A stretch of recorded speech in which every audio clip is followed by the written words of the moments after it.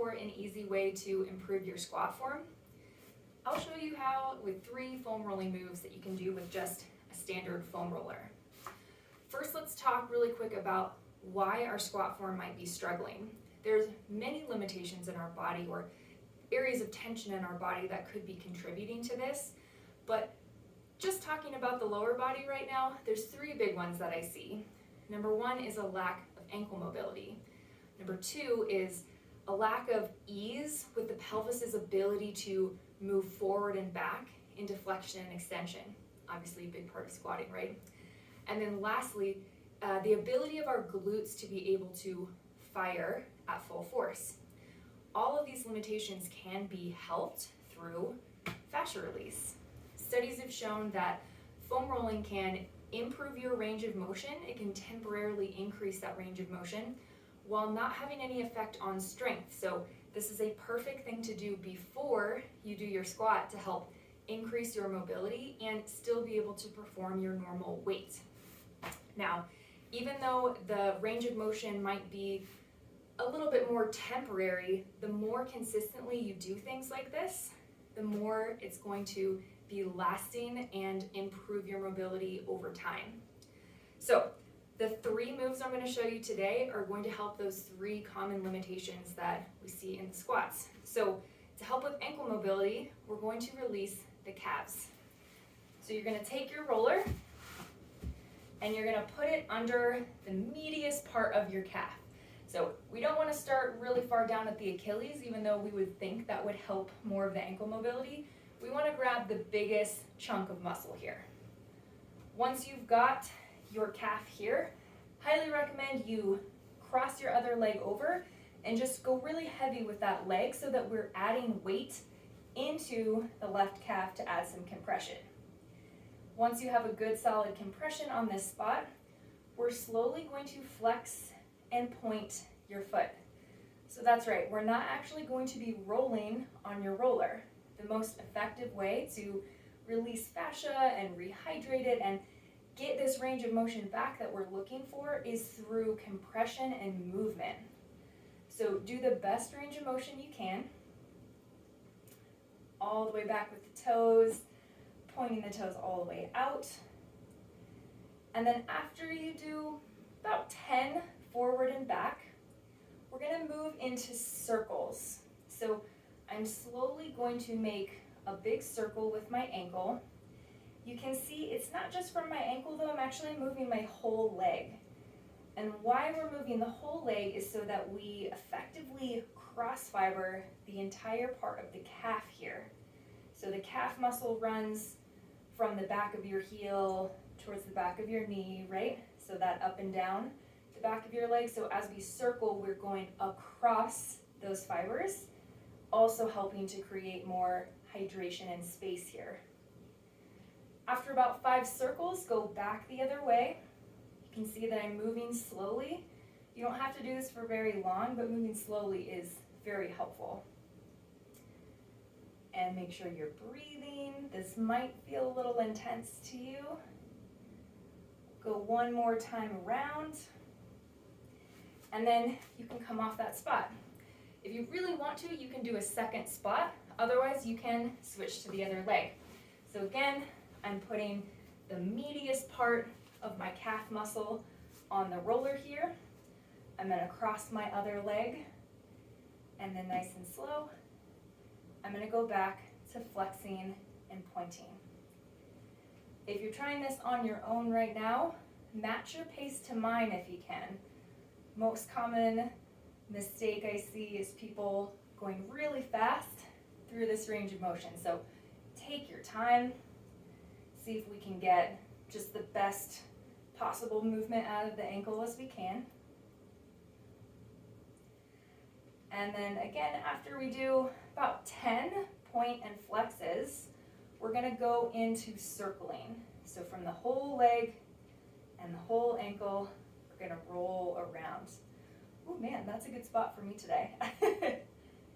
If it feels a little intense, that's just a sign that the fascia is really tight here and possibly is limiting both your range of motion in this ankle and possibly just your performance overall in your workout. So even better for you to stick with it and do this with some consistency. It will start to decrease in sensation the more you do it. Let's go back the other direction. Again, I'm not really counting here, but we're doing about 5 really slow, full range of motion circles here. So I'm going to do 2 more. And last one.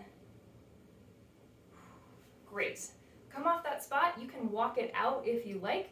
Practice a squat or 2 and feel the difference in the calves and the ankles.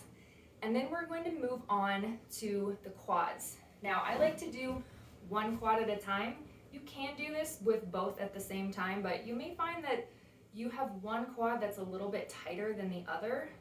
Super common in powerlifters and CrossFit athletes to have one side that's just a little bit more dominant. So you may decide that you want to do an extra spot on whatever side feels tighter. So for the quad, I'm going to offset the roller to just be on one side of my leg. And then my knee on the right side is just down resting on the floor. So all of my weight is going into my quad here. And if you want, you could roll a little bit back and forth just to see what feels like a good spot. But for the sake of your squat, you want to look for a place in the mid quad or up higher towards your hip flexor. So somewhere in this upper quad section without being on your pelvis. Once you find a good spot, again, we're not going to roll anymore. We're just going to hold this spot. Gently flex your toes. And then like you're doing a hamstring curl, we'll slowly bend your heel back like this. Again, if you have never rolled like this before, it often can feel very intense the first couple times. Make sure you're breathing and moving slow. If you really need it, you can always wrap your roller in a yoga mat or something to add padding. But the movement here is very important. You will not get the same result if all you're doing is rolling up and down. Now, after I do about 2 or 3 bending back and straightening down motions, I'm going to pause with my foot at about, my knee at about 90 degrees, and then I'm going to rock my heel from side to side. So breathing, moving slow. Hopefully you can see here, this motion is really only coming from my leg. I don't want to actually be moving my whole body and my back as I do this. I'm just getting that motion to happen from the leg. Ooh, that's a good spot too. Let's go 1 more time to each side. Again, match my pace if you can. We'll center it back out and straighten the leg slowly back down. Again, you're welcome to do another spot if you like.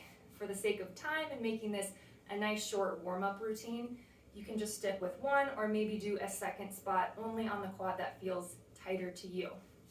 So switching sides. Same thing, I'm going to put all of my weight into the right quad now. My left knee is on the ground, just resting. I'm going to gently flex my foot and slowly bend my heel back.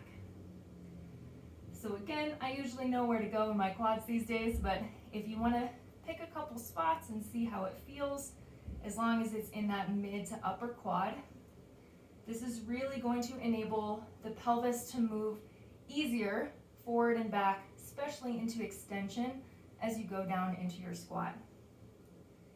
Let's go just 1 more time, bending the leg back to 90 degrees. We'll pause here and then rock your heel from side to side. So again, we're moving slow. Make sure you're breathing. If it feels intense, note that it will get better over time. It just takes practice, and it's a sign that we need a little bit of work here, right?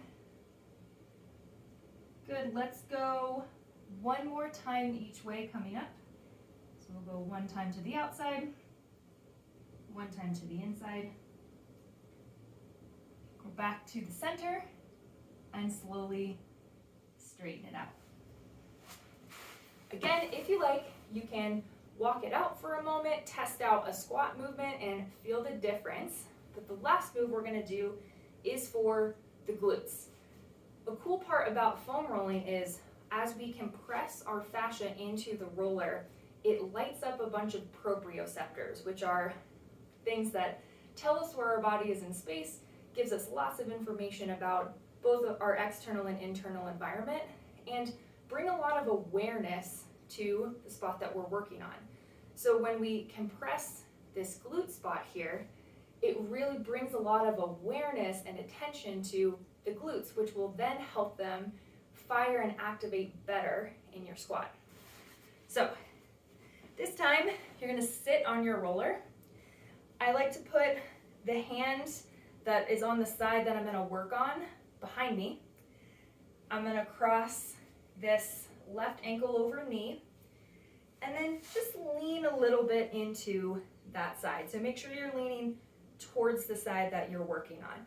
That's going to ensure we're off the sits bones and into the meaty, more muscly part of the glute. Now again, you can roll a little bit just to see maybe where the best spot is. But once you have that spot, you may even feel kind of a referred sensation down the side of your leg here. We're gently going to wave the knee up and down like this. So again here, we're just reminding these muscles to activate when we start into that squat. We'll release a little bit of tension that might be lingering here depending on what activities you've been doing or maybe how much you've been sitting. And this one I'm going to keep pretty short, up and down with the knee, maybe 10 times. Keep it short. Again, if you feel like you've lost a spot at all, you can roll a little bit, see if you can find another one. But then we're going back to that movement. This movement is so important if we want to get those results. How about just one more time up and down with the knee? You can uncross, and then we'll switch to the other side. So again, I'm sitting, crossing right ankle over left knee. I've got the same side arm behind me. You can put both if you're feeling a little imbalanced. Ooh, this side is tighter. Roll for a second to find this spot, and then slowly move up and down. You may also note for yourself that one side feels a little tighter, and again, that's just good information that you've got a little bit of some muscle imbalances, and that's okay. The more you work on them, the more they're going to even themselves out. So keep breathing and moving slowly. Almost done. If you lose that spot for any reason, you can roll a little bit on that area to find a new one or a better one. Sadly, where it feels a little bit more intense or just stiff in general is where we actually want to go. How about just 2 more times up and down here? Good. And you can come off that spot. I know I did a lot of explaining as we went, but once you get this going, you can knock out the calves, the quads, and the glutes probably in about 5 minutes. So give this a try before your next workout where you know you're going to be doing some squats, and comment below on how it goes for you.